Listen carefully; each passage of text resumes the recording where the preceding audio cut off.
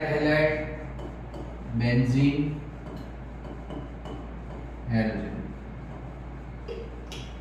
Okay, तो halogen attach with कौन सा कार्बन हो जाएगा? sp2। तो halogen attach with sp2 hybridised carbon atom of aromatic ring, benzene ring का कार्बन डायरेक्ट। सपोज आपने लिखा बेंजीन, यहाँ आपने लिखा CH3, यहाँ आपने लिखा X, तो हैलोजन किससे अटैच है? डायरेक्ट बेंजीन रिंग से अटैच है, तो वो कौन सा कहलाएगा आपका? Aryl halide. तो डेफिनेशन क्या हो जाएगा? Halogen atom attach with sp2, ये कार्बन आपका कौन सा हो जाएगा?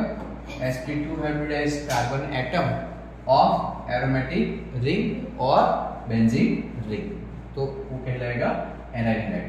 अब एराइल हैलाइड और बेंजीलिक हैलाइड में क्या डिफरेंस?